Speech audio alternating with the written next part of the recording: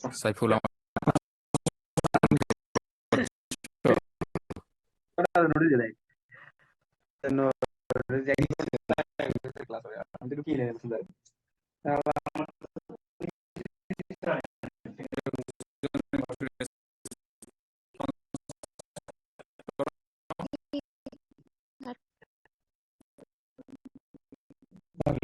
শোনা যাচ্ছে sir.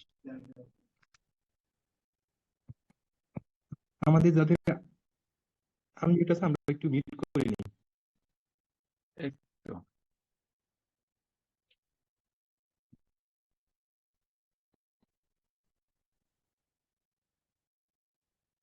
Hello, আমি তো তোমাদেরকে শুনতে পাচ্ছি না, একটু স্যার আমরা তো আপনার কথা শুনতে হ্যালো পাচ্ছি। রেসপন্স করো একজন স্যার। একটু। ওকে, স্যার আমরা আপনার কথা শুনতে পাচ্ছি।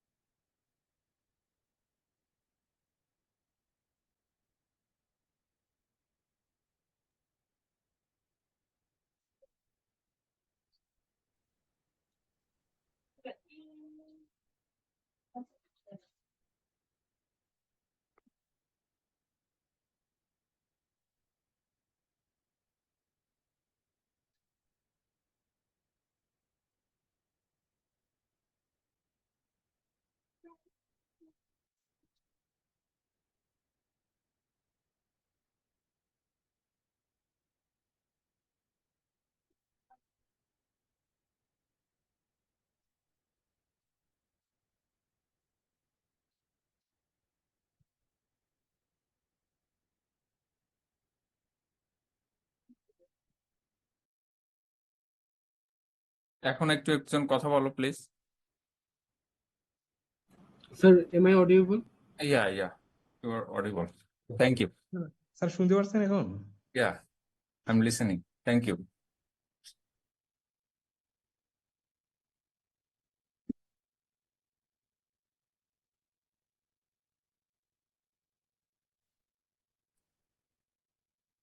কেমন আছো তোমরা? জি স্যার, আলহামদুলিল্লাহ স্যার, আমরা সবাই ভালো আছি স্যার। সাইফুল, আমি কি শুরু করব? সবাই তো আসে না এখনো। স্যার, তাহলে সাডেন শুরু নোটিশ করে আসছে দেন। তো এই জন্য হয়তো বা সবাই জয়েন করতে পারে নাই। কোথায় আছে বুঝি নাই আমি। সাডেন নোটিশ আসছে তো স্যার, হঠাৎ করে নোটিশ আসছে তো এই জন্য হয়তো বা জয়েন করতে পারে নাই সবাই। আচ্ছা, তাহলে একটু আমি বলে নেই যে আসলে রমজানে আমরা কি ধরনের কি করতে পারি, আমাকে একটু ইনস্ট্রাকশন দাও, because I have office from morning to 5। হ্যাঁ, আহ, আবার তো তারাবির নামাজ আছে তাই না সন্ধ্যার পরে। স্যার দিনের বেলায় নিতে পারেন, সকালে অথবা এই এই সময় নিলেও সমস্যা নাই। আসলে সকালে খুব এঙ্গেজমেন্ট আমার নিজের ক্লাস পরীক্ষা তো, এখন আমাদের ফাইনাল পরীক্ষা চলতেছে। অথবা 18 তারিখের পরে সকালবেলা নিতে পারবো, অথবা ফাঁকে ফাঁকে নিতে পারবো শুক্রবার শনিবারে। স্যার তাহলে স্যার বিকালে তিনটার পরে নিতে পারেন। আচ্ছা, কিন্তু 3টার পরে আমি গাড়িতে থাকবো ঢাকায় আসার জন্য। আর স্যার রাত্রে নিলে 9:30টার পরে নিতে পারেন। সেটাই আমিও চিন্তা করতেছি, দেখি আজকেরটা নেই, দেন আমরা ডিসাইড করবো কবে কিভাবে নেওয়া যায়। হুম। জি স্যার।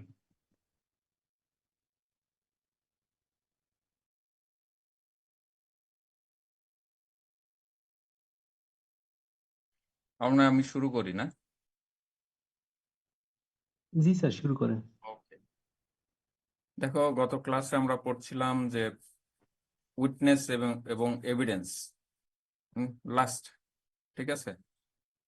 উইটনেস হলো ব্যক্তি, এভিডেন্স হচ্ছে কি যে সব মানে সাক্ষ্য, তাই না?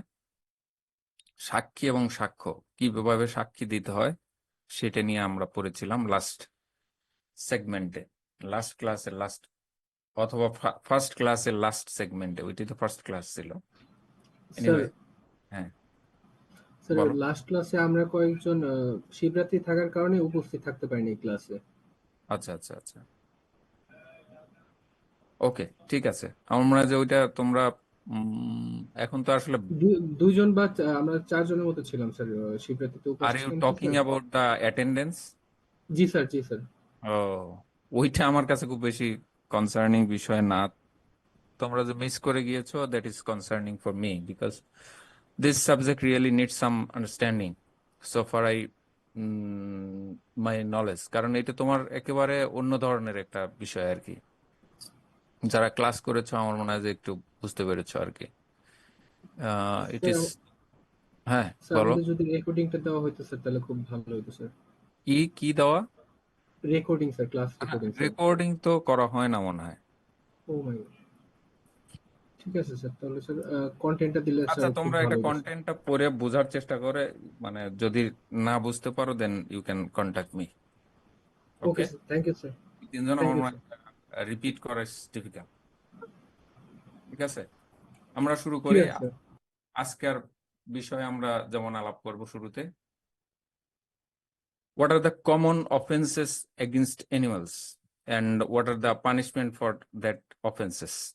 মানে কি কি অ্যানিমেলের প্রতি খারাপ করা যায় বা করে মানুষ, এবং তার জন্য পানিশেবল কি বিষয় আছে সেটা নিয়ে আমরা আলাপ করব। দেখো,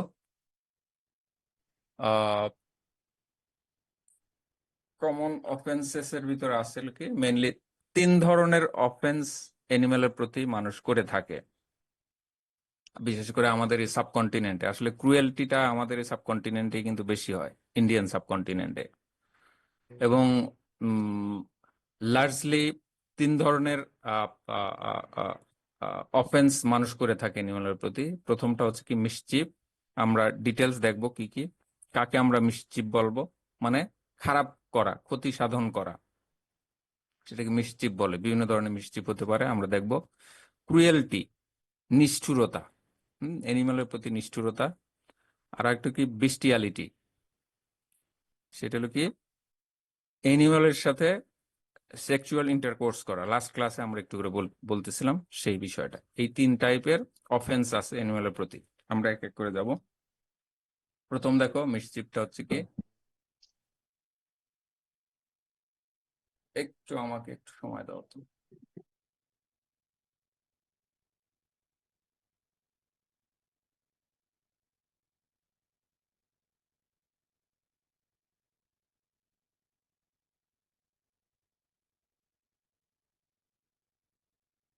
আচ্ছা, এখন দেখো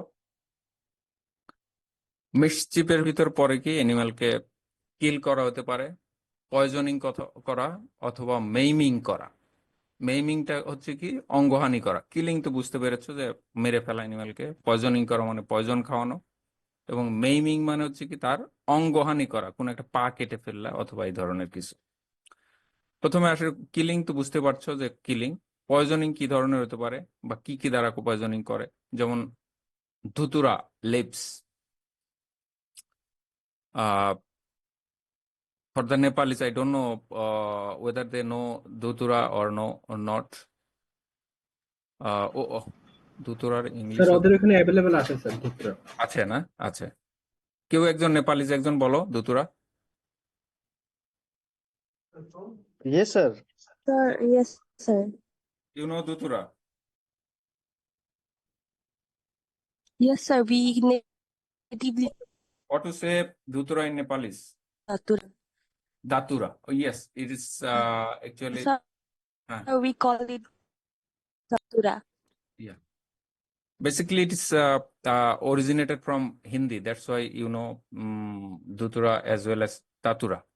Okay, similar to Hindi, isn't it?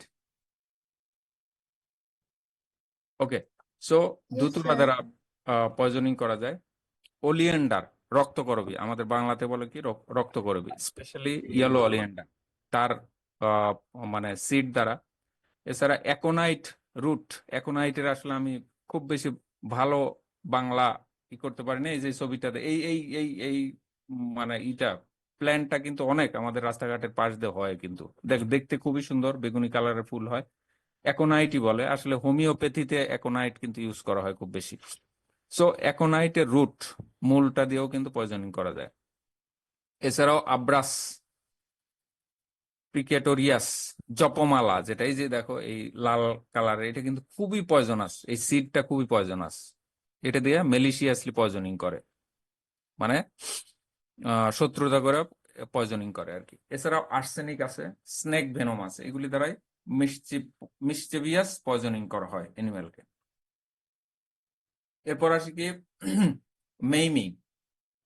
মেইমিংটা যেটা বললাম, making an animal useless by the use of violence. কোনো ভায়োলেন্সের মাধ্যমে অ্যানিমালকে কি করা, ইউজলেস করা, যেমন হচ্ছে fracture of bones, breaking of horns, cutting of tendons and ligaments, dislocation of joints, eye বলের কোনো ক্ষতি সাধন করা, ব্লাইন্ডনেস যেটা ইন্ডিউস করে। এছাড়া আডারে মিলস অ্যানিমাল, যেগুলি মিল্কিং অ্যানিমাল, সেগুলির আডারের কেটে ফেলা, ইনজুরি করা, মেলিশিয়াসলি করা। এছাড়াও ভেজাইনা রেকটাম টিয়ারিং করা, কোনো শার্প ব্লান্ট অবজেক্ট দ্বারা। এছাড়াও কোনো পাংচার্ড উন্ড করা অ্যানিমালের, এগুলি সবই পরে মেইমিং এর আন্ডারে, ইউজলেস করা বা অ্যানিমালের ক্ষতি সাধন করা বা অঙ্গহানি করা বাংলায় যদি বলে। এর মিসচিভের পেনাল্টি কি, শাস্তি কি? দেখো, বলা হচ্ছে যে যে কেউ যদি অ্যানিমালকে হত্যা করে অথবা পয়জনিং করে অথবা মেইমিং করে অথবা অ্যানিমালকে ইউজলেস করে, যে কোনো অ্যানিমালকে, অথবা যে অ্যানিমাল যার দাম 10 টাকা বা তার উপরে, যেহেতু একটা অনেক আগের, দেখো তোমরা বলেছিলাম আমি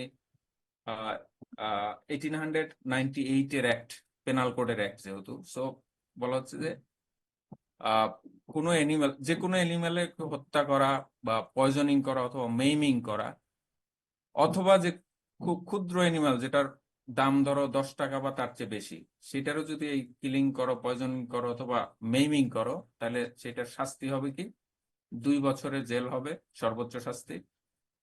এর সাথে সাথে জরিমানা হতে পারে, যেটা জাজ ডিসাইড করে, অথবা দুইটাই হতে পারে, যেটা পেনাল কোডের সেকশন 4 to 8 এ লেখা আছে। আর একটা মানে পেনাল কোডের আর একটা বিষয় আছে, যেটা হচ্ছে কি এগুলি কিন্তু সরাসরি পেনাল কোড সিআরপিসি তে আছে। এছাড়াও দেখো, যেটা বললাম কোড অফ ক্রিমিনাল প্রসিজিওর, যেটা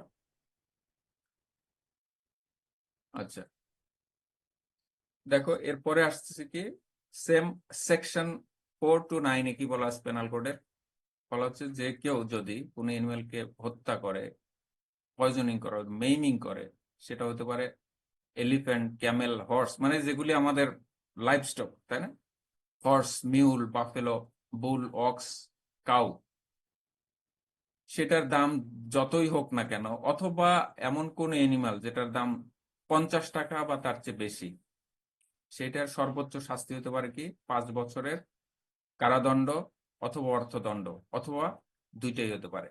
প্রথমে সেকশন 4 to 8 এ বলা আছে যে কোনো অ্যানিমালের ক্ষেত্রে, আর সেকশন 4 to 9 এ বলা আছে স্পেসিফিক করে আমাদের যেগুলি লাইভ স্টক, মানে অথবা অ্যানিমাল, ঠিক আছে, স্পেসিফাইড অ্যানিমাল যেগুলি, যেমন এলিফ্যান্ট আছে, ক্যামেল আছে, হর্স, মিউল, এগুলির কথা উল্লেখ করা আছে। সেটাতে বলা হচ্ছে 5 বছরের জেল হতে পারে, অথবা অর্থদণ্ড হতে পারে, অথবা বোথ হতে পারে, এবং যেটার দাম 50 টাকা বা তার চেয়ে বেশি, সেটার ক্ষেত্রে।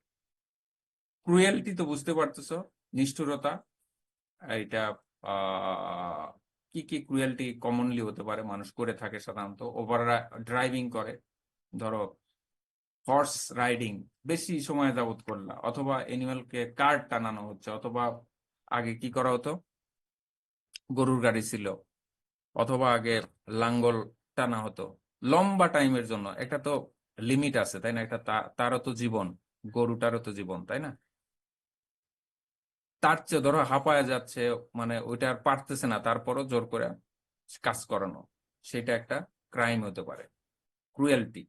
এছাড়া বিটিং হতে পারে, আননেসেসারি বিটিং হতে পারে, অথবা বিটিং নেসেসারি অর আননেসেসারি কোনো বিষয় না, বিটিং করলা, বাইন্ডিং করলো, বেঁধে রাখছো অনেক লম্বা টাইম, অথবা স্টারভেশন করল, মানে খাবার দিলা না, অথবা ওভারলোড দিলা, মানে কি গরু টানাচ্ছ বা মানে ধরো গাধা ঘোড়ার, এই যে চর এলাকাগুলিতে বাংলাদেশে কিন্তু ঘোড়া গাধাকে ইউজ করা হয় এখনো পর্যন্ত বিভিন্ন পণ্য আনা নেওয়ার জন্য, পরিবহনের জন্য, সেগুলিকে ওভারলোড দিলা, অথবা যে কোনো মানে ওয়ার্ক অ্যানিমাল সেগুলিকে ওভারলোড দেওয়া। অথবা আর একটা হচ্ছে ফুকা। আমাদের ইন্ডিয়ান সাবকন্টিনেন্টে এক ধরনের টেকনিক আছে, ফার্মাররা অ্যাপ্লাই করে থাকে, আগে করতো, যেগুলি অবশ্যই ক্রাইম এবং এটা ক্রুয়েলটি, সিভিয়ার ক্রুয়েলটি, যে ফুকা নামে পরিচিত। কমন ল্যাঙ্গুয়েজে সেটা হচ্ছে কি, এনিমেলের জেনিটাল অর্গান দিয়ে বাতাস ঢুকানো, ব্লোয়িং করা, বাতাস ঢুকানো in the purpose to get more milk from that animal. যেটা মিল্কিং এনিমাল, তার অ্যানাস অথবা ভেজাইনা দিয়ে কি করা, ব্লোয়িং করা, বাতাস ঢুকানো, যেন বেশি মিল্ক পাওয়া যায়। এটা কিন্তু সিরিয়াস ক্রাইম, ক্রুয়েলটি, ঠিক আছে? অথবা হতে পারে যে কোনো রোগাক্রান্ত অ্যানিমালকে কাজ করাতে নামাইলা। দেখো এই ক্রুয়েলটির জন্য আলাদা অ্যাক্ট আছে কিন্তু, animal cruelty act, cruelty to animals act, হ্যাঁ, যেটাকে বলা হচ্ছে কি 1920 সালের অ্যাক্ট। আগেরটা আমরা দেখলাম কি, মিসচিপ কিন্তু পেনাল কোডের মানে দ্বারা অফেন্সেবল, কিন্তু ক্রুয়েলটিটার জন্য আলাদা করে অ্যাক্ট আছে, ক্রুয়েলটি টু অ্যানিমালস অ্যাক্ট 1920। সেটার আন্ডারে কি আছে, কেউ যদি ওভারলোড করে, বিটিং করে, ইলট্রিট করে, বাইন্ডিং করে, keeping or caring animals in a painful way, খুব মানে যন্ত্রণাদায়ক ওয়েতে অ্যানিমালকে রাখে অথবা পরিবহন করে, অথবা মেইমিং করে বা মিউটিলেশন করে, স্টারভেশন করে, অথবা তৃষ্ণার্ত রাখে, ওভার ক্রাউডেড রাখে। দেখো অনেক সময় ওই ট্রাকে করে কিন্তু, এই যে কিছুদিন পরে কোরবানির ঈদ আসবে, সেই দিনাজপুর থেকে গরু নিয়ে যাবে চট্টগ্রাম অথবা কক্সবাজার, লং ডিস্টেন্স, এই গরুগুলিকে দেখবে যে খাবার দিবেন ওইভাবে বেঁধে নিয়ে যাচ্ছে আর কি, বৃষ্টি, এর বাদল, এর মধ্যে শীত, সবগুলির মধ্যে নিয়ে যাচ্ছে আর কি। এগুলি কিন্তু অবশ্যই ক্রুয়েলটি। অথবা কোনো অ্যানিমাল মারা গেলে সেই অ্যানিমালের পার্ট বিক্রি করা, চামড়া বিক্রি করা অথবা মাংস বিক্রি করা। অথবা ধরো কোনো অ্যানিমালের স্কিন ক্রুয়েলটির মাধ্যমে মেরে ফেলছো, সেই স্কিনকে তুমি রেখে দিছো অথবা কিনে নিছো। কেউ একজন ক্রুয়েলটি পিটাতে পিটাতে একটা ছাগল অথবা একটা গরুকে মেরে ফেলছে, সেটার চামড়াটা তোমার কাছে আছে, তুমি কিন্তু এই এই অ্যাক্টের আন্ডারে পড়বা। Just having that skin that are of that animal that are dead due to unnecessary cruelty by someone or by you, ঠিক আছে, পানিশেবল হবে। এগুলি তখন ফাইন কি হবে, 100 টাকা জরিমানা, অথবা 3 মাসের মানে কারাদণ্ড, অথবা দুইটাই হতে পারে। কেউ যদি এই ধরনের ক্রুয়েলটি করে তাহলে তার 100 টাকা অর্থদণ্ড, অথবা 3 মাসের কারাদণ্ড হতে পারে, অথবা বোথ হতে পারে। এবং এটা এম্পাওয়ার করা আছে কোথায়, লিখিত আছে কোথায়, ক্রুয়েলটি টু অ্যানিমাল অ্যাক্ট 1920-তে। দেখো আরো কিছু ক্রুয়েলটি আছে, মানে ক্রুয়েলটি টু অ্যানিমাল অ্যাক্টে বলা আছে, কেউ যদি কোনো অ্যানিমালকে আননেসেসারি ক্রুয়েলটির মাধ্যমে মেরে ফেলে, তার দণ্ড কি হবে, 200 টাকা তার অর্থদণ্ড হবে, এবং 6 মাস তার কারাদণ্ড হতে পারে, অথবা দুইটাই হতে পারে।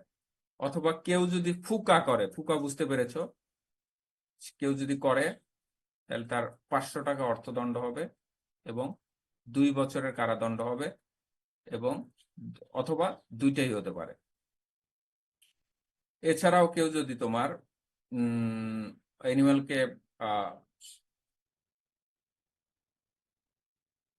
ধরো কাজে এমপ্লয় করলো, যে অ্যানিমালটা ফিট না, ধরো অসুস্থ, ডিজিজের কারণে অসুস্থ, তাকে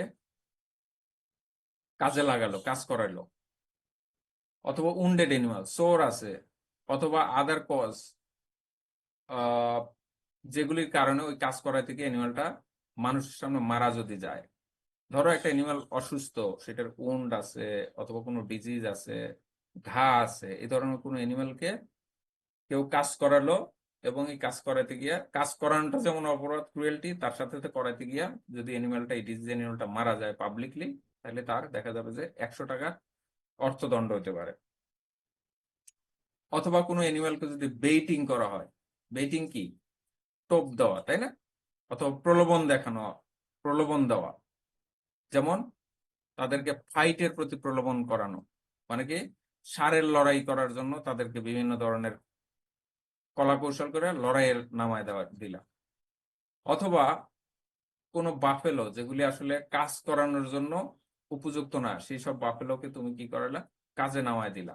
এই ধরনের যদি বেইটিং করো, প্রলোভন দেখাও বা টোপ দাও, তাহলে কিন্তু তোমার 50 টাকার জরিমানা হবে।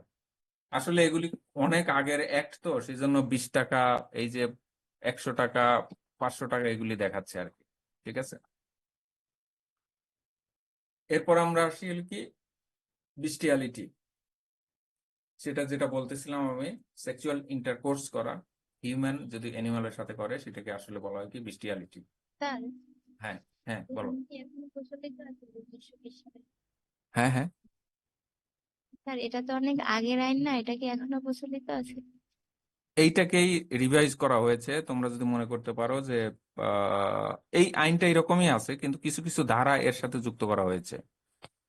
কারণ এই আইনগুলি এত কম অর্থদণ্ড রাখার আর একটা কারণ আছে। মেইনলি এগুলি করে কিন্তু রুট লেভেলে ফার্মাররা। হ্যাঁ, আমার যেটা মনে হয় আর কি, আর অনেক আগে করা, এই জন্য এইভাবে। কিন্তু এই যে বছর 3-4 আগে, তোমাদের মনে আছে কিনা, মুরগি আমরা কিনে নিয়ে আসি না, লাইভ বার্ড কিনা, পাকে ঝুলায়, পায়ে ঝুলায় এরকম করে নিয়ে আসি না, হাঁস মুরগি কিনে নিয়ে আসা, এটাও কিন্তু ক্রুয়েলটির আন্ডার পড়েছে। আমরা পরে পড়াবো হয়তো, বা এটার আপডেট এটা পড়াবো। এগুলি traditional cruelty to animal acts, যেটা 1920-তে, সেটা বলতেছি আমি। এই বাংলাদেশে 3-4 বছর আগে একটা কিন্তু অ্যাক্ট হয়েছে, যে আমরা হাঁস মুরগি কিনা পায়ে ধরে তাকে উল্টো করে নিয়ে আমরা বাসায় নিয়ে আসতে পারবো না। হ্যাঁ, নিয়ে আসতে পারবো, বলবা যে স্যার তাহলে কিভাবে কোলে করে নিয়ে আসবো? নো, একটা টাইম আছে, আধা ঘন্টার বেশি যদি তুমি, অথবা একটা স্পেসিফাইড টাইম বলা আছে, এর বেশি তুমি পায়ে ঝুলায় অ্যানিমালটাকে নিয়ে আসতে পারবে না, তাহলে কিন্তু ক্রুয়েলটি আন্ডারে পড়বে, এবং it would be punishable. Anyone can challenge and sue to you for the punishment. তোমাকে উকিল নোটিশ পাঠাইতে পারে, এবং তোমার পানিশমেন্ট হতে পারে আর কি।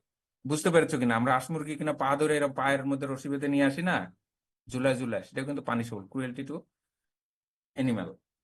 যদি এটা আপডেট হয়েছে, আমরা এটা পরে দেখবো কি কি আপডেট নিয়ম কানুন হয়েছে আর কি। ঠিক আছে, জি ক্লিয়ার? স্যার। ওকে, এরপর আমরা বিস্টিয়ালিটি যেটা বলতেছিলাম, যে আসলে বিস্টিয়ালিটি মানুষ কেন করে।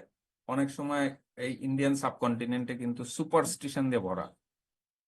একটা সময় একটা সুপারস্টিশন ছিল যে গোনোরিয়া রোগটা কিন্তু সেক্সুয়ালি ট্রান্সমিটেড ডিজিজ আছে, এসটিডি, তাই না? তোমরা জানো গোনোরিয়া। গোনোরিয়া খুব বেশি কমন ছিল এই সাবকন্টিনেন্টে। গোনোরিয়া ছড়ানোর আর একটা ওয়ে আছে। ধরো কোনো একজন গোনোরিয়া যে অর্গানিজম, ব্যাকটেরিয়াটা, সেটা কিন্তু করে, মানে ইউরিনের সাথে ট্রান্সমিশন হয় কিভাবে, তোমরা শুনে রাখো। ধরো কেউ গোনোরিয়া আক্রান্ত একটা মানুষ এক জায়গায় ইউরিনেট করে চলে গেছে, কেউ যদি ওইখানে গিয়ে আবার ইউরিনেট করে, বসে অথবা দাঁড়ানোতে, বলা হয় যে, এমনও বলা হয় যে গোনোরিয়া অর্গানিজমটা ওই ইউরিনেশনের মাধ্যমে, মানে রিভার্স ফ্লোর মাধ্যমে কিন্তু এই মানুষটা আক্রান্ত হতে পারে। অথবা ধরো গোনোরিয়া আক্রান্ত কেউ ধরো টিস্যু পেপার ইউজ করছে, মানে সামহাও খুব, মানে ট্রান্সমিসিবল গোনোরিয়া অর্গানিজমটা। একটা সময় খুব বেশি গোনোরিয়া ছিল আর কি। সো ওই সময় সুপারস্টিশন ছিল এই ধরনের, যে কেউ যদি আহ সি অর্থাৎ এস আর কি, গাধা, গাধার সাথে, মানে ফিমেল গাধার সাথে যে কেউ যদি ইন্টারকোর্স করে, তাহলে গোনোরিয়া ঠিক হয়ে যাবে, এই ধরনের একটা সুপারস্টিশন ছিল। এই কারণে মানুষ অনেক সময় এই ধরনের বিস্টিয়ালিটি করতো। এছাড়াও কিছু হাই লিবিডো, যার চাহিদা বেশি, এই ধরনের মানুষ অনেক সময় করতে পারে। অথবা লোনলিনেস, বিশেষ করে কাউবয়রা এগুলি কাজ করে অনেক সময়, গরু চড়াইতে গিয়ে অনেক সময় এটা করতে পারে। অথবা কিছু মানুষ পারভার্ট আছে, অ্যাবনর্মাল মেন্টালিটিস, তোমরা জানো, তারা ওই বিস্টিয়ালিটি করতে পারে। বিস্টিয়ালিটি কিভাবে কেসটা আইডেন্টিফাই করবা, ব্যক্তির কি কি চেক করে বিস্টিয়ালিটি হয়েছে কিনা সেগুলি চেক করা, যেমন কট রেড হ্যান্ডেড, মানে হাতে নাতে ধরলা, অথবা পেনিসে পার্সনের ফিসিস হেয়ার এনিমেলে পাওয়া যেতে পারে, অথবা ওই মানুষটা এনিমেল দ্বারা কিকড হতে পারে, অথবা টেথ আর ক্ল দ্বারা আক্রান্ত হতে পারে, সেটা দেখতে পারো।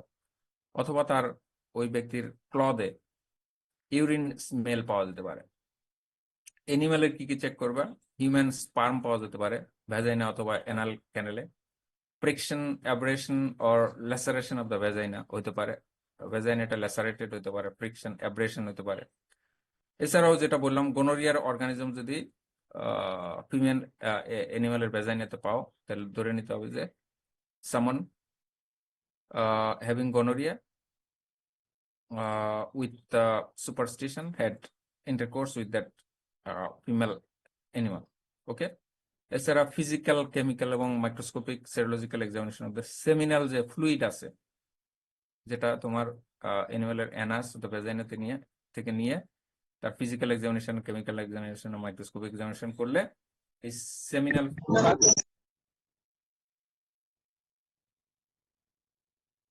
তার প্রমাণ পাওয়া যাবে। পেনাল্টি কি হতে পারে দেখো, বলা হচ্ছে যে যে কেউ তোমার এই কার্নাল ইন্টারকোর্স, যেটা অস্বাভাবিক, অপ্রকৃত, মানে যেটা বলে সেক্সুয়াল ইন্টারকোর্স করবে এনিমেলের সাথে, অথবা man to man or human two human, যেটাই হোক না কেন। আসলে এইসব আইন কিন্তু ইন্ডিয়ান সাবকন্টিনেন্টের আইন, একটা সময় পানিশেবল ছিল। তো তোমরা এখন জানো হোমোসেক্সুয়ালিটি অলমোস্ট বিভিন্ন দেশে নর্মাল হয়ে গেছে, সো এগুলি রিভাইজ হয়েছে, কিন্তু এখনো এনিমেলের সাথে কার্নাল ইন্টারকোর্স সেটা কিন্তু পানিশেবল। আবার বাংলাদেশে যেমন এটা Karnal intercourse with human two human or man to man or woman woman, এগুলি কিন্তু পানিশেবল। এনিমেলের সাথেও পানিশেবল, যেটা আমরা একই পেনাল কোডের একই সেকশনে বলা আছে। এটা কার্নাল ইন্টারকোর্স, সেটা তোমার ন্যাচারের এগেনস্টে যদি কেউ মানুষ অথবা তোমার ম্যান উইমেন অথবা এনিমেলের সাথে করে, সেটার প্রিজনমেন্ট বলা হচ্ছে, অনেক সময় লাইফ টাইম ইনপ্রিজনমেন্ট হতে পারে, যাবজ্জীবন কারাদণ্ড হওয়ার বিধান আছে। অথবা জাজ যদি মনে করে যে তাকে যাবজ্জীবন না, তাহলে 10 বছরের কারাদণ্ড দিতে পারে, অথবা ফাইন করার আছে। এবং এই বিস্টিয়ালিটির কথা কিন্তু পেনাল কোডে বলা আছে, সেকশন 377 এ। ঠিক আছে, এরপর আমরা দেখি what are the common motives of mischievous killing of animals. তারপরের টপিকে আমরা যাচ্ছি methods of mischievous killing of animal, এবং পয়জনিং এবং ড্রাউনিং সম্পর্কে আমরা জানবো। দেখো, সাধারণত কি কি কারণে মানুষ মিসচিভিয়াস কিলিং করে এনিমালকে। হতে পারে যে তার চামড়া নেওয়ার জন্য। একটা সময় কি করা হতো, পয়জনিং করে অ্যানিমাল মেরে ফেলে, ধরো কারোর 10টা গরু আছে, একটাকে পয়জনিং করলো, মারা গেছে না, এই খামারে কি করতো, এই গরুটা ফেলে দিয়ে আসতো। মানে আগে কিন্তু এই ডিসপোজাল অফ কার্কাসের খুব বেশি ছিল না, অ্যানিমাল মারা গেলে জমিতে ফেলে দিত, শকুন এগুলি খেয়ে ফেলতো আর কি। কিন্তু তার আগে আর এক শকুন এর হাইড, স্কিন নিয়ে নিত। কিভাবে, ধরো একটা গরুকে, এটা কমন ছিল, আমাদের ছোটকালেও শুনতাম এই ধরনের। সাধারণত এটা নোমাডিক যারা ছিল, বলা হতো, তাদেরকে ব্লেম করা হতো, মুচি যারা, তারা কি করতো, আর্সেনিক পয়জনিং করে আসতো গরুতে। গরুর মানে ধরো একজন ফার্মারের গরু আছে, সেখানে আর্সেনিক পয়জনিং করে আসলো, গরুটা তো মারা গেছে, খামারে গিয়া ওটা ফেলে দিয়ে আসছে জমিতে। এখন খুব ভোরবেলায় গিয়া এই যে মুচিটা এটা করছে, সে গিয়া তোমার এটার এই চামড়াটা, হাইডস অথবা স্কিনটা নিয়ে আসতো।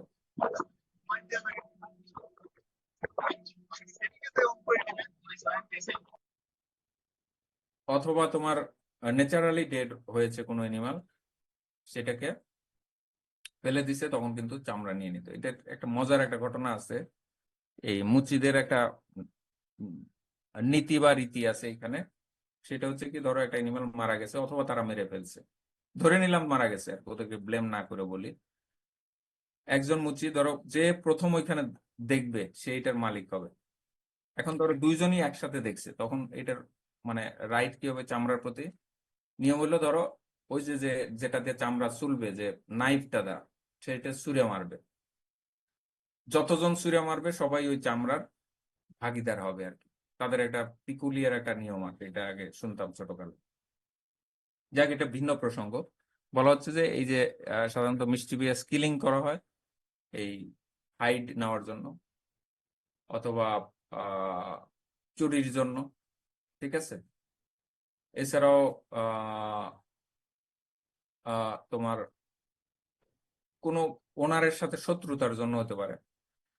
হ্যাঁ, এইসব কারণেই সাধারণত ধরো একজনের সাথে পলিটিক্যাল দ্বন্দ্ব আছে অথবা পারিবারিক পর্যায়ে দ্বন্দ্ব আছে, কেউ কিছু করতে পারতেছে না, একজন আরেকজনের ক্ষতি করতে পারতেছে না, তখন করতে করে কি, গরুকে মেরে দিয়ে আসে, পয়জনিং করে গরু মেরে ফেললো।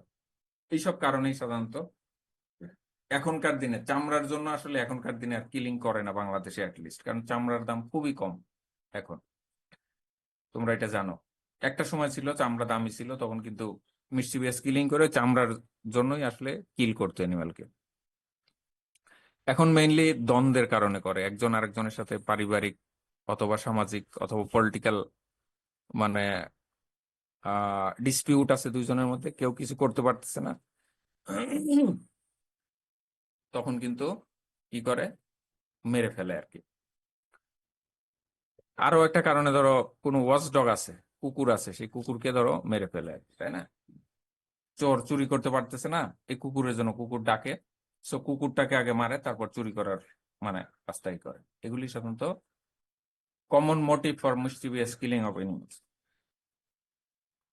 কি কি ভাবে আসলে এনিমালকে কিল করে দেখো, পয়জনিং হতে পারে, কমনলি পয়জনিং, স্লটারিং হতে পারে, ভায়োলেন্স গুলি করে, স্টারভেশন খাবার না দিয়া, স্ট্র্যাঙ্গুলেশন গলায় রশি বেঁধে ফাঁস দিয়া, অথবা ড্রাউনিং মানে কি পানিতে চুবাইয়া মারা। তো বলছে যে এগুলির মধ্যে সবচেয়ে খুব গুরুত্বপূর্ণ হচ্ছে কি, দেখা যায় পয়জনিং এবং ড্রাউনিং, এই দুইটা ক্ষেত্রে ফরেনসিক অ্যাটেনশন খুব বেশি দরকার পড়ে, ফরেনসিক মেডিসিনের। কারণ এই পয়জনিং এবং ড্রাউনিং, অন্য যেমন স্লটারিং করলে তুমি বুঝতে পারবে এটা জবাই দিয়ে ফেলছে, এগুলিতে আর এভিডেন্স দরকার পড়ে না, তাই না? এটা একবারে স্লটার, তাই না? ভায়োলেন্স, গুলি করছে, বুঝতে পারবে যে কেউ একজন গুলি করছে এখানে। অথবা খাবার দেয় নাই, অনেকদিন তো খাবার দেয় নাই, তাই না? এটা চাক্ষুষ দেখে বোঝা যায়। স্ট্র্যাঙ্গুলেশন করলে অনেক সময় বোঝা যায় যে এটা ফাঁস দিয়ে মারছে। কিন্তু ড্রাউনিং এবং পয়জনিংটা স্পেশাল অ্যাটেনশন দরকার।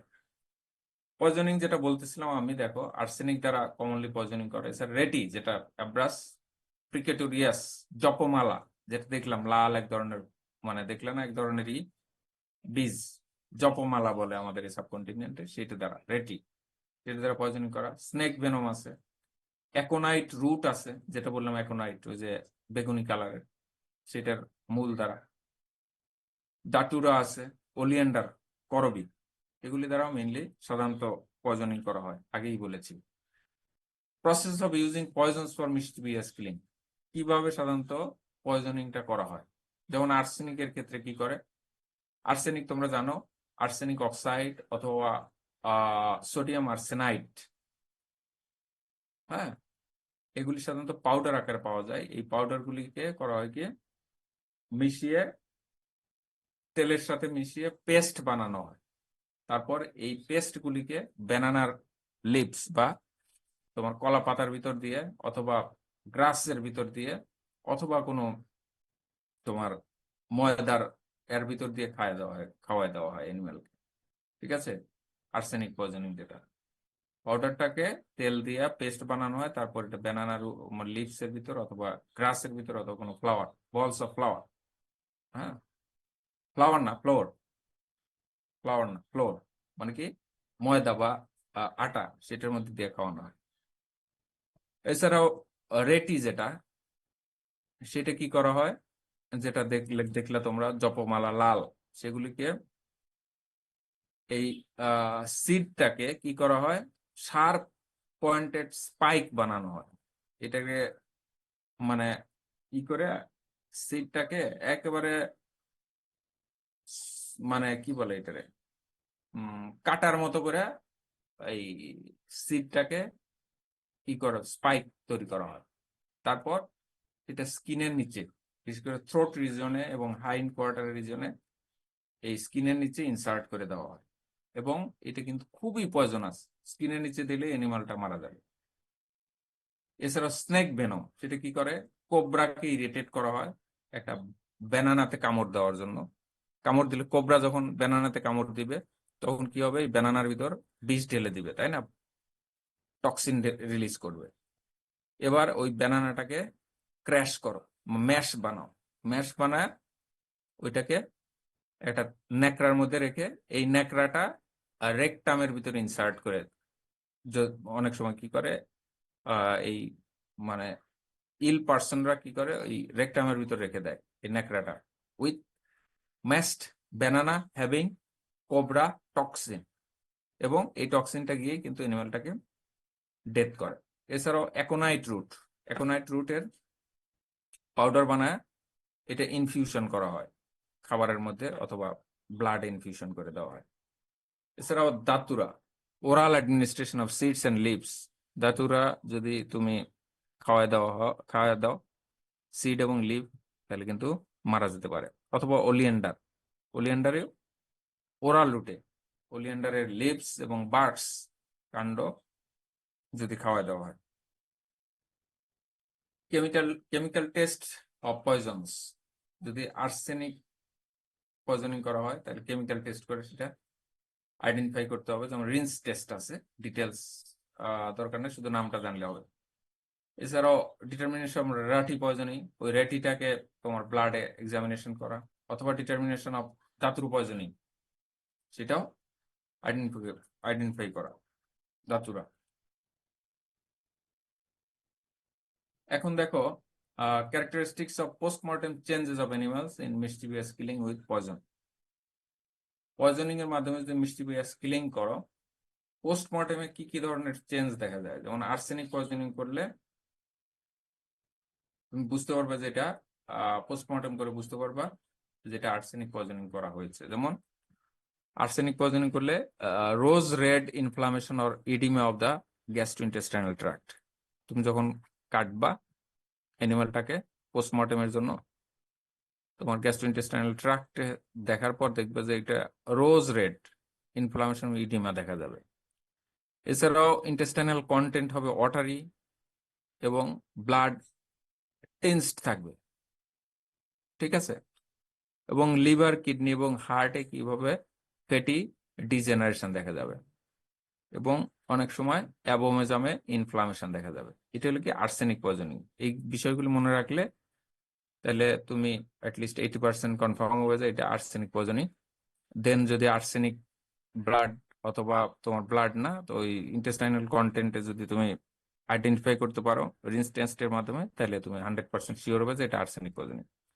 এরপর কি রাটিতে কি দেখা যাবে, এই সিডের যে স্পাইক তৈরি করা হয়েছে, সরু যে এরকম কাটার মতো তৈরি করা হয়েছে সিড থেকে, এটা স্কিনের ভিতর পাওয়া যাবে। কোন সাধারণত এরা কি করে, যেটা বললাম স্যার, হ্যাঁ। এই র্যাটি কি রয়না নামে পরিচিত স্যার? গ্রামে মনে হয় দেখছি আমি এটা। মনে হয়, আমি জানি না, আমিও দেখেছি কিন্তু আমার নামটা ভুলে। লাল লাল হয় স্যার। হ্যাঁ, লাল লাল লাল জপমালা, যেটা দিয়ে যে জি সাধুরা স্যার, তসবির মতো পড়া হয় যে। তসবির মতো বানায়। আবার বলতেছে কি তাহলে তোমার কোনো রতি না, ঠিক রতি করে দিতাম রতি যে হ্যাঁ, রতি বলে। একটা পড়াবে কোনো কোটাও থাকবে না হচ্ছে বার্ষিকে কি বলে আবার একটু বলতো বাংলায়? যেন সেটা আবার যোগাযোগ করো। আমি বললাম সরি আন্টি, আমার এতটা মান সম্মান রাখা হয় যোগাযোগ করার ইয়া নাই, আমি আমার আরেকটা টিউশনি শুরু করবো। আচ্ছা, তাহলে তোর টাকা দিবে না তুই যে এই 10-12 দিন পড়ালি? ক্লাসে ঢুকতে পারতেছে না। আচ্ছা, ভাই মিউট করে কথা বল। আচ্ছা, কে যেন বলতেছিল যে রতি বলে না, কি জানি বললা? রয়না স্যার, রয়না। রয়না মেবি।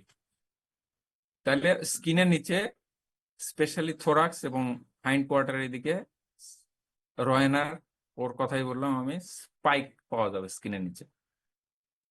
এছাড়াও সাবকিউটেনিয়াস টিস্যুতে এক্সটেন্সিভ ইনফ্লামেটরি ইডিমা দেখা যাবে, ইনফ্লামেশনও দেখা যাবে এবং সাবকিউটেনিয়াস টিস্যুতে ইডিমা দেখা যাবে। হ্যাঁ, লিম্ফ নোডগুলি এনলার্জড হবে। ঠিক আছে, স্নেক ভেনম যদি হয়, যেটা বললাম রাগ, যেটা ন্যাকড়ার ভিতর করে যে ব্যানানার ম্যাশটা রাখা হয়েছে সেটা রেকটামে পাওয়া যাবে রাগ। হ্যাঁ, এবং তোমরা জানো extravasation of blood in the tissue. তোমরা জানো যে কোবরার বিষ কিন্তু হিমোলাইসিন এবং নেক্রোটাইজিং দুইটাই, হিমোলাইসিস করে ফেলবে, ফলে ব্লাড ভেসেল থেকে ব্লাড বেরোচ্ছে টিস্যুতে চলে আসবে। এটা দেখতে পারবে আর কি, স্নেক ভেনম যদি হয়, কোবরা দ্বারা যদি করা হয়।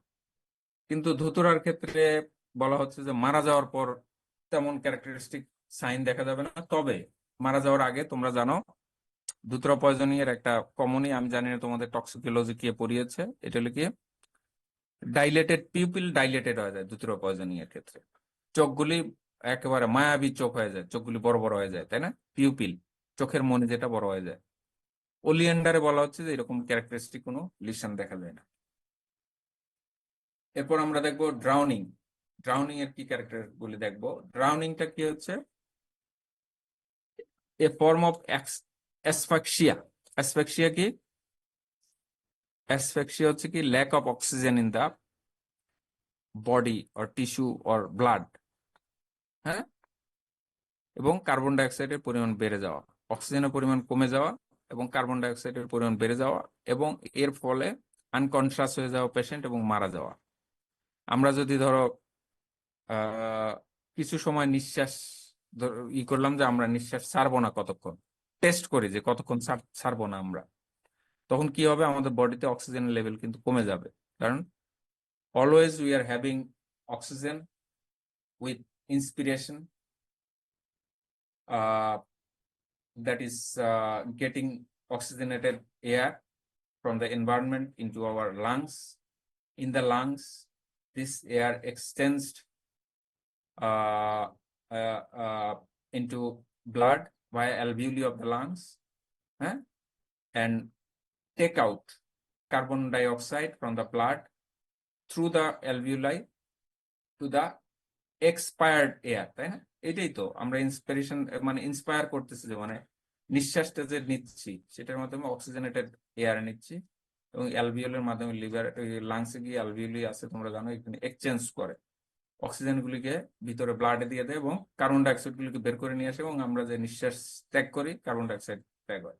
তো আমরা যদি নিঃশ্বাস না নিতে পারি, অথবা আমাদের যদি শ্বাসকষ্ট হয়, অথবা আমাদের যদি কি হয়, লাংসের, এই যে করোনা গেল কিছুদিন আগে, কি হয়, লাংসের অ্যালভিওলি গুলি খুবই ইম্পর্টেন্ট কিন্তু আমাদের জন্য, লাংসের অ্যালভিওলি। করোনাতে আসলে কি হয়, অথবা নিউমোনিয়াতে কি হয়, লাংসের অ্যালভিওলিটা ক্ষতিগ্রস্ত হয়। এই লাংসের অ্যালভিওলি যে সেলগুলি, এগুলি ফাইব্রোসিস হয়ে যায়। ফাইব্রোসিস হয়ে গেলে কি হবে, আমরা পরিপূর্ণ অক্সিজেন ভিতরে নিচ্ছি লাংসে, কিন্তু এই এক্সচেঞ্জটা হচ্ছে না, অক্সিজেনটা অ্যালভিওলটা অ্যাকসেপ্ট করে ব্লাডে দিতে পারতেছে না। ফলে কি মনে হচ্ছে, যে আমরা আরো অক্সিজেন, আরো বাতাস নেই ভিতরে, তাই না?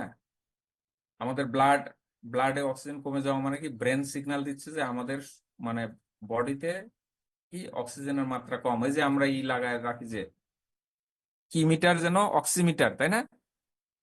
সবসময় আঙ্গুলে লাগায় রাখছি না, আজ থেকে 5 বছর আগে, তোমরা মনে আসছে তো, করোনার সময় অক্সিমিটার দিয়ে মেপেছি যে আমাদের অক্সিজেন লেভেল কত, তাই না? পালস অক্সিমিটার যেটা, জি স্যার। দেখেছি যখনই আমাদের ব্লাডে অক্সিজেন লেভেল কমে যায়, তখন আমাদের ব্রেন সিগন্যাল দেয় যে অক্সিজেন কম, লাংসকে ইনিশিয়েট করে to get more oxygen from the air. তখন লাংস কি করে, বেশি করে মানে বাতাস নেওয়ার চেষ্টা করে ভিতরে। কিন্তু আসলে সমস্যা কি, আমাদের লাংস গুলি নিউমোনিয়ার কারণ লাংসের অ্যালভিওলি গুলি নষ্ট হয়ে গেছে, ফাইব্রোসিস হয়ে গেছে। আমরা যতই বাতাস নিচ্ছি এগুলি এক্সচেঞ্জ করতে পারতেছে না, অক্সিজেনটা ট্রান্সফার করতে পারতেছে না, ফলে আমরা দ্রুত শ্বাস নিতে থাকি, যেটাকে শ্বাসকষ্ট বলে। আমরা আর একটা ক্লাসে বলতেছিলাম, তাই না? বলেছি কিনা না অন্য কোথাও বলেছি আমি জানি না। তো আমরা বেশি বেশি করে অক্সিজেন নেওয়ার চেষ্টা করি, মানে বাতাস লাংসে নেওয়ার চেষ্টা করি, ফলে আমাদের যে শ্বাসকষ্ট যেটাকে শ্বাসকষ্ট বলে, তাই না, সেটা হয় আর কি। তো আর এইটা হয় যদি দেখো আমরা যদি পানির ভিতর ডুব দেই, তোমাদের ডুব দেওয়ার অভ্যাস নাই, পানির ভিতরে ধরো ডুব দিয়ে আসি আমরা, আমরা কি লাংসে অক্সিজেন দিচ্ছি না, অক্সিজেনেটেড মানে এয়ার নিচ্ছি না, ফলে কি হবে, ব্লাডের ভিতর কার্বন ডাই অক্সাইড কিন্তু বাড়তে থাকবে, ঠিক আছে? এবং একটা পর্যায়ে আর আমরা পারবো না, কি করব, উপরে উঠে চলে আসি টু গেট অক্সিজেনেটেড এয়ার, ঠিক আছে? এটা করি। কিন্তু ধরো আমরা উঠতে পারলাম না, কোনো একটা কারণে আমরা সাঁতার জানি না। যারা সাঁতার জানে তারা তো সাঁতার জানার মানে কি, তুমি মাথাটা জাগায় রাখার টেকনিক, মাথাটা জাগায় রাখলে মানে কি তোমার নিঃশ্বাসটা ঠিক আছে, তাই না? যারা সাঁতার জানে কি, তারা মাথা সামহাও জাগায় রাখতে পারে পানির উপরে এবং নিঃশ্বাস নিয়ে সে অ্যাক্টিভ থাকতে পারে। আর যারা সাঁতার জানে না, সাঁতার মানে কি, তুমি হাত পা ছুঁড়া তোমার মাথাটা পানির উপরে রাখবা। সাঁতার জানো না মানে তুমি তোমার মাথাটা উপরে, কারণ মাথা আমাদের বডির সবচেয়ে ভারী হচ্ছে কি অর্গান, হচ্ছে কি হেড, তাই না? আমরা যারা সাঁতার জানি না, আমরা কি করি, মাথাটা পানিতে সাবমার্জ হয়ে যায়, তখন আমরা নিঃশ্বাস নিতে পারি না। নিঃশ্বাস না নিয়ে আমাদের লাংসে চলে যায় কি পানি, তাই না? ফলে একটা সময় গিয়া অক্সিজেনেটেড মানে এয়ারে অক্সিজেন কমে, মানে আমাদের ব্লাডে অক্সিজেন কমে যায়, কার্বন ডাই অক্সাইডের পরিমাণ বেড়ে যায় এবং আমরা আনকনসিয়াস হয়ে যাই, তারপর কিন্তু আমরা মারা যাই, তাই না, পানিতে। এইটাকে বলা হয় কি ড্রাউনিং, পানিতে ডুবে মরা। এনিম্যাল ক্ষেত্রেও তাই, তুমি যে পানিতে চুবায় রাখো, সে একটা পর্যায়ে চেষ্টা করে উপরে মাথা জায়গায় শ্বাস নেওয়ার, যখন পারবে না সে কি করবে, ওই বাতাসের পরিবর্তে পানি ঢুকে যাবে তার এয়ার প্যাসেজে, এবং একটা সময় গিয়ে কিন্তু মারা যাবে ডিউ টু তোমার অ্যাসফাক্সিয়া, ল্যাক অফ অক্সিজেন, শক এবং ফ্যাটাল ইনজুরিস, অর তোমার কি বলে ভাইটাল অর্গান ফেলিউরে মানুষ অথবা অ্যানিমালটা কিন্তু মারা যাবে। এটাকে ড্রাউনিং বলে। ড্রাউনিং হয়েছে কিনা এটা বুঝতে পারবে কিভাবে, তোমরা ডায়াগনোসিস করবে কিভাবে, যেসব অ্যানিমালের সেন্স আছে, সেন্সিবল অ্যানিমালস, সেগুলি দেখে কিভাবে বুঝবা, দেখবে যে white froth at the mouth or nostril, এবং এর স্কিন গুলি করুগেটেড হয়ে যাবে, ভাঁজ ভাঁজ হয়ে যাবে। ধরো কেউ শত্রুতা করে একটা অ্যানিমালকে পানির ভিতর চুপায় রাখছে, কিন্তু সামহাও এটা মরে নাই, এখনো সেন্স আছে, সেই অ্যানিমালটা কিভাবে বুঝতে পারবা, তার মুখে এবং নস্ট্রিলে হোয়াইট ফ্রথ দেখতে পারবে এবং তার চামড়াগুলি করুগেটেড হয়ে যাবে। করুগেটেড হবে কারণ মানে কি হবে, অনেক লম্বা টাইম সে কিন্তু অক্সিজেন পায় নাই, তার কি আছে, অক্সিজেনের অভাবে কার্বন ডাইঅক্সাইড বেড়ে গেছে, ফলে কিন্তু স্কিন রিঙ্কেল হওয়া শুরু করছে এবং করুগেটেড হওয়া শুরু করছে। এবং এই অ্যানিমালটা মারা যাওয়ার পরে, সেন্সিবল অ্যানিমাল কিছুক্ষণ পর মারা গেলে দেখা যায় খুব দ্রুত রাইগর মর্টিস হবে। যে অ্যানিমালটা ধরো চুবায় রাখছো, মরে নাই, কিন্তু মারা যাওয়ার পরে খুব দ্রুত রাইগর মর্টিস তো তোমরা জানো, তাই না? জি স্যার। হ্যাঁ, আর্লি রাইগোরমোটিস হয়ে যাবে। রাইগোরমোটিসের সাইন কি তোমরা জানো, যে হাত পা শক্ত হয়ে যাওয়া, তাই না, শুরুতে, তারপর আস্তে আস্তে ডিকম্পোজিশন হয়, বিভিন্ন প্রসেস আছে, তোমরা পড়েছো হেভিলি। এবং রেসপিরেটরি ট্রাক্টে হোয়াইট ফ্রথ দেখা যাবে, ফেনার মতো দেখা যাবে, ধরো ট্রাকিয়া এগুলিতে। লাংসে, লাংসটা হয়ে যাবে ইডিমেটাস এবং স্পঞ্জি, বেলুন শেপড হয়ে যাবে। হ্যাঁ, লাংস, এটা খুব ভাইটাল একটা সাইন অফ তোমার আইডেন্টিফাইং ওয়েদার। তোমরা এটা কি বলে, পানিতে ডুবে মারা গেছে অথবা আর একটা এখানে বিষয় আছে, আমি বলে রাখি এখানে। ধরো একটা অ্যানিমাল, হ্যাঁ, ধরো একটা অ্যানিমালকে ড্রাউনিং করে মারা হয়েছে কিনা, অথবা একটা বাচ্চা পানিতে পড়ে মারা গেছে কিনা, সেটা আইডেন্টিফাইয়ের জন্য পোস্টমর্টেমে কি করে, তার লাংসটাকে বের করে। বের করে, তোমরা এটা পড়ার কথা, এতে পড়েছো কিনা, হাইজিন অথবা এগুলিতে, পাবলিক হেলথে? না স্যার, পড়ি নাই। হ্যাঁ,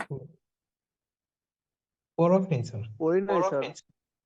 আচ্ছা, আমি বলে দেই, যদি তুমি নর্মাল লাংস কি হয়, পানিতে কিন্তু ডোবে না। তুমি যদি গরুর লাংস কেটে পানিতে ভাসা, এটা কিন্তু ভেসে থাকে। কিন্তু তুমি যদি ড্রাউনিং করে মারা হয়, তাহলে কিন্তু এই লাংসটা কেটে যদি পানিতে দাও, ডুবে যাবে। ইডিমেটাস, কারণ ওর মধ্যে পানি ঢুকে যাবে, ইয়ে হয়ে যাবে, ফলে ওটা ওজন বেড়ে যাবে, সাবমার্জ হয়ে যাবে। এছাড়াও দেখো, রেসপিরেটরি ট্র্যাক্টে অনেক সময় মাড, স্যান্ড এবং অ্যালগি বা এলজি মিক্সড ওয়াটার পাওয়া যাবে রেসপিরেটরি ট্র্যাক্টে, এবং স্টোমাকে পাওয়া যাবে, যে অ্যানিমাল গুলিকে ড্রাউনিং করে মারা হয়েছে। এগুলো সেন্সিবল অ্যানিমালের।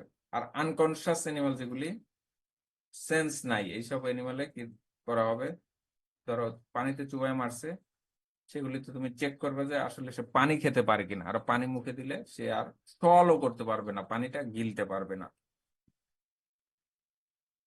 দেখো, এমনও হইতে পারে যে চুবায় মারে নাই, কিন্তু ডেড বডি পানির মধ্যে ছুঁড়ে মারছে। হতে পারে না যে সকালে গিয়ে দেখতে যে একটা গরুর বাছুর পানির ভিতর পড়ে মারা গেছে, হ্যাঁ, অথবা এটা তোমার সন্দেহ হলো যে আমার পাশের বাড়ির লোকের সাথে আমার গ্যাঞ্জাম, ও আমার বাছুরটাকে পানিতে ছুঁড়ে মেরে ফেলছে অথবা পানিতে ডুবায় মারছে। হ্যাঁ, এই ক্ষেত্রে কি হবে, দেখো, ডেড বডি একটা হতে পারে যে উপরেই মেরে পানির ভিতর দিয়ে দেওয়া হয়েছে, অথবা পানির নিচে সাবমার্জ করে মারা হয়েছে। যে ডেড বডিটা ছুঁড়ে মারা হয়েছে সেইখানে দেখো, ওই যে আগে যে এগুলি দেখলা সেগুলি অ্যাবসেন্ট থাকবে উপরেই। ধরো আগেই মেরে যদি পানিতে ছুঁড়ে ফেলা হয় ডেড বডিটা, তাহলে আগের যে সাইন সিমটম গুলি দেখলা এখানে, ইডিমেটাস এবং spongy distended balloon shaped lungs, তারপর white froth, early rigor mortis, হ্যাঁ, presence of mud, sand, algae, mixed water in the respiratory tract, এগুলি দেখবা না তুমি। হ্যাঁ, শুধু ডেড বডিটা দেখবা, আগের সাইন সিমটমটা পাবে না তুমি। যদি এইরকম হয়, একটা ডেড বডি দেখলা, ওই যে ওই সাইন সিমটম ফ্রথ, তারপরে লাংসের ওই চেঞ্জ গুলি তুমি দেখলো না, তখন মনে করবে যে এটা উপরেই মারা হয়েছে, তারপর এটা কি পানিতে দিয়ে ফেলে দেওয়া হয়েছে ডেড বডি গুলি। এরকম পেলে তাহলে তোমাকে আরো কেয়ারফুল হতে হবে যে কি ভায়োলেন্সে তাকে মারা হয়েছে, পয়জনিং করে মারা হয়েছে, অথবা তাকে নিষ্ঠুরতার মাধ্যমে মারা হয়েছে, অথবা মানে অন্য কোনো ডিজিজের কারণে মারা গেছে কিনা সেটা আইডেন্টিফাই করতে হবে। এরপর আসো কি, examination of dead animals in criminal cases. কি কি এক্সামিনেশনের সময় কি কি বিষয় মাথায় রাখতে হবে? To detect cause of death and manner of action, মৃত্যুর কারণ কি এবং সেই অনুসারে তুমি, অথবা এই মৃত্যুর জন্য কি ধরনের অ্যাকশন করা হয়েছে আর কি, হ্যাঁ, কিভাবে মৃত্যুটা মানে ঘটাইছে, এবং বা মৃত্যু হয়েছে, এবং এই মৃত্যু যদি কেউ ঘটায় থাকে কিভাবে ঘটাচ্ছে সেটা জানা খুব জরুরি, মানে ডিটেক্ট করা খুব জরুরি। এছাড়াও তোমার ভেটেরিনারি মেডিকেল যে নলেজ গুলি আছে এবং কমন সেন্স আছে সেগুলি অ্যাপ্লাই করতে হবে। Examination in broad daylight, এক্সামিনেশনটা করতে হবে একবার দিনের আলোতে।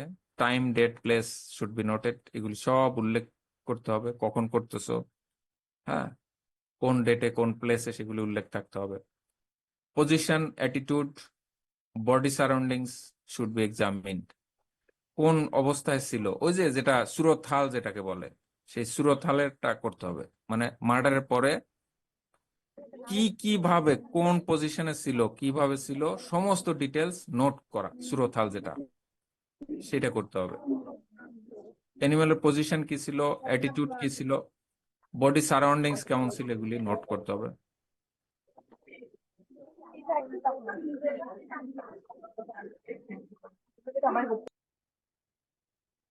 অ্যান্টিমর্টেম চেঞ্জেস এবং ডিউরেশন অফ ইলনেস, সেগুলি রেকর্ড করতে হবে। অ্যান্টিমর্টেম বোঝো তো তোমরা, পোস্টমর্টেম এবং অ্যান্টিমর্টেম? হ্যালো, জি স্যার।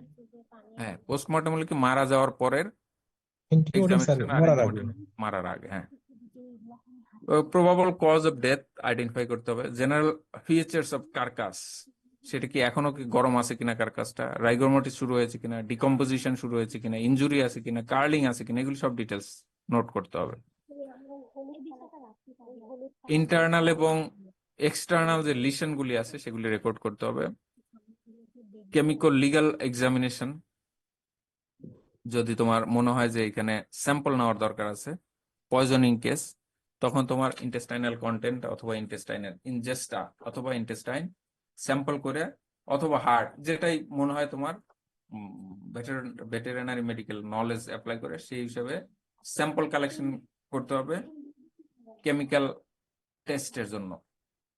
মেইনলি স্যার, কেমিক্যাল টেস্টের জন্য স্যাম্পল ভিএম নেওয়া। মানে কি স্যার? হ্যাঁ, অ্যাপ্লাইং ভিএম কে বলতে বুঝাইছে কি ও স্যার? Veterinary medical knowledge. জি স্যার, এই সংক্ষেপে সংক্ষেপে এটা শুরুর ক্লাসে ছিল না তুমি? আচ্ছা, বলা হচ্ছে সাধারণত কেমিক্যাল এক্সামিনেশনের জন্য তোমার এই ইন্টেস্টাইনাল কন্টেন্ট বা ইনজেস্টা বা ইন্টেস্টিন স্যাম্পল করা হয়। এরপর আমরা আজকে আর পড়বো না, খালি একটা দুইটা আইন দেখবো আমরা।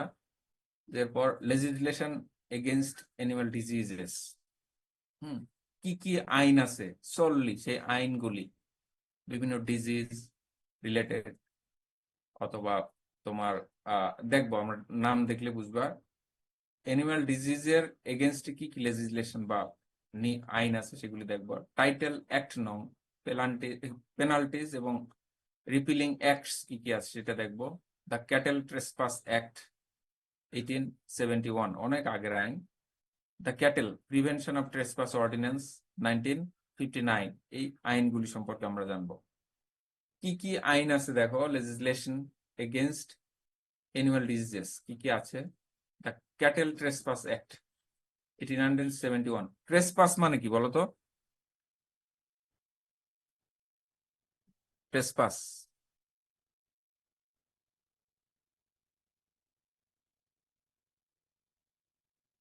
কেউ জানো না? স্যার অপরাধ। না না, অপরাধ না। ধরো একটা জায়গা মার্ক করা হয়েছে যে বলে কি do not enter without permission, একটা এরিয়া মার্ক করা আছে, তুমি কি করলে ওইটা পাস করে চলে গেলা, সেটাকে বলে কি ট্রেসপাস।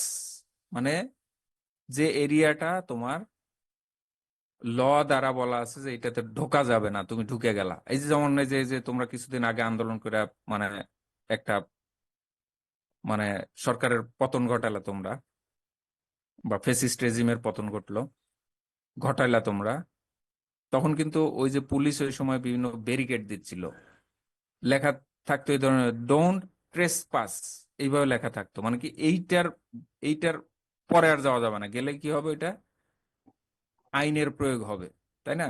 সেটা করলে ট্রেসপাস মানে পাস করা আর কি। কিন্তু এইটা সেই পাস না যে তুমি একটা বলে দিলে যে এটা পাস করবে না, আজকে রুমমেটরে বলে দিলে এটা পাস করতে পারবে, নো। তোমার অবশ্যই লিগ্যাল বাইন্ডিংস দ্বারা করা, লিগ্যাল ভায়োলেন্স হয় সে ধরনের, মানে তোমার এটা অতিক্রম করাকে বলা হয় কি ট্রেসপাস। ক্যাটেল ট্রেসপাস হচ্ছে কি, একটা সময় কিন্তু গ্রামগঞ্জে খোয়ার ছিল, তোমরা তো এখন আসলে এগুলি একেবারেই নাই। আমাদের ছোটকালেও দেখেছি খোয়ার। খোয়ার মানে কি, তোমরা কেউ চেনো খোয়ার? জি স্যার, জি স্যার। খেতে স্যার ওই ধান ও,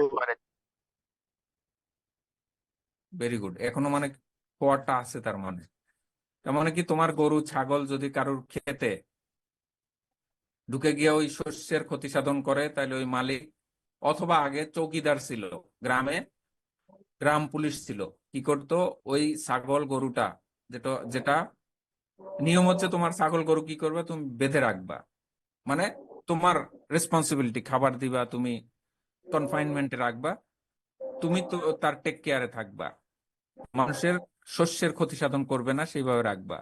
তুমি কি করলা, সকালে উঠেই তোমার ছাগলটার রশিটা খুলে দিলা গলা থেকে, যাও বাবা খেয়ে আসো, মানুষের জমি খেয়ে আসো, গরুটা ছেড়ে দিলা। এটা কি ঠিক? পাশে আর একটা মানুষের ফসল আছে, ফসল ওই ক্ষেতে ঢুকে গিয়া খেয়ে ফেললো তোমার গরুটা, তোমার ছাগলটা, তখন এটা কিন্তু পানিশেবল, যেটা বলে ক্যাটেল ট্রেসপাস। আগে কিন্তু এটা খুবই কমন ছিল, এখন তো মানুষ ইন্টেন্সিভ ফার্মিং করে, তাই না? আগে কি ছিল, গরু ছাগলের জন্য খাবার ছিল না, এই যে জমির আল টাল দিয়ে খাবার খাই তারা জীবন ধারণ করতো, 1/2 লিটার দুধ দিত গরু, এতেই খুশি, খাওয়াটা চললেই চলতো। কিন্তু এখন কিন্তু মানুষ এটা মানে বিজনেস হিসেবে নিয়েছে, ইন্টেন্সিভ ফার্মিং করতেছে, অল্প জায়গায় বেশি গরু রাখতেছে, গরুর ঘাস চাষ করতেছে, খাওয়াচ্ছে, খড় কিনে খাওয়াচ্ছে, হ্যাঁ, কনসেন্ট্রেট খাবার খাওয়াচ্ছে, ছেড়ে দিয়ে করে না কিন্তু। সো এখন ক্যাটেল ট্রেসপাস অ্যাক্টের ইটা কমে গেছে ছাগলের জন্য আজ, কিন্তু আমার ছোটকালটা আমি দেখেছি যে এটা কমন একটা বিষয় ছিল। মানে অন্যের জমিতে নিয়ে গেছে, ওইটা ধরে নিয়ে যেত, গ্রাম পুলিশ ঘুরে ঘুরে দেখতো, চৌকিদার ছিল সে ঘুরে ঘুরে দেখতো কারোর জমিতে আছে কিনা, অথবা কেউ যদি শতপ্রণোদিত হয়ে ছাগলটা ধরে নিয়ে একটা খোয়ার একটা কনফাইনমেন্ট ছিল ওইখানে দিয়ে আসতে হতো, দিয়ে আসলেই ওই যে আছে চৌকিদার আছে, সে কি করতো, ওইটার একটা ফাইন করে ওই ছাগলটাকে ছেড়ে দিত।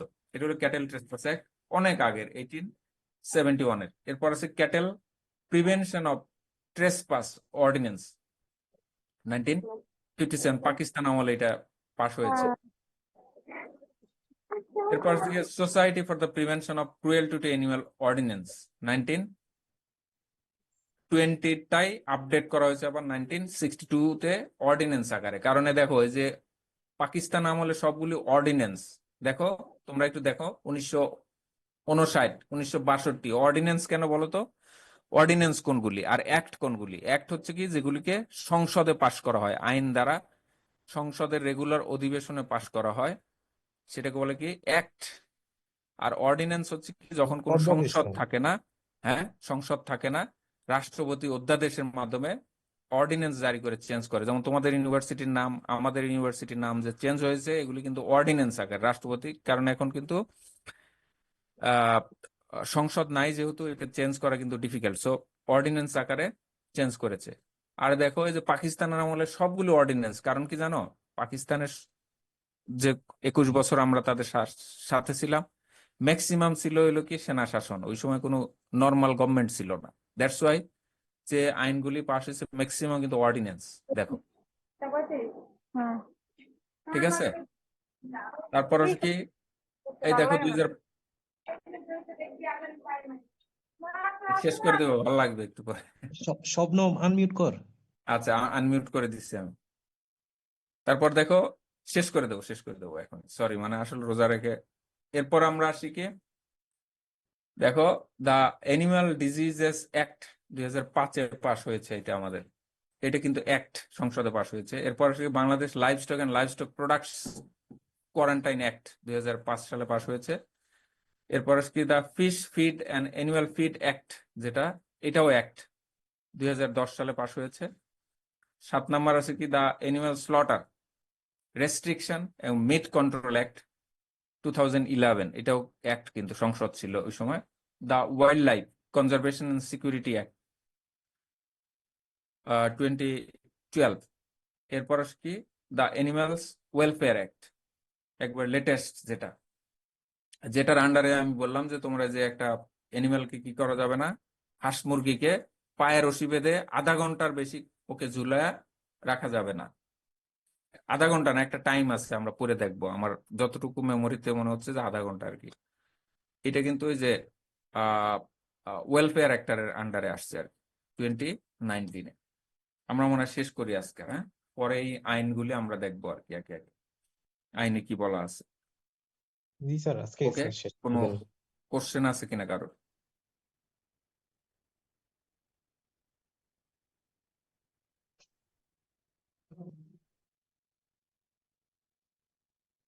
কারো কোশ্চেন না থাকলে, না স্যার, কোশ্চেন নেই হ্যাঁ, স্যার। তাহলে ওই যে মিম যে আছো নাকি তুমি আজকে? আজকের অ্যাটেন্ডেন্সটা তুমি শুধু অ্যাবসেন্ট যারা তাদের অ্যাটেন্ডেন্সটা আমাকে দিয়ে রাখবা।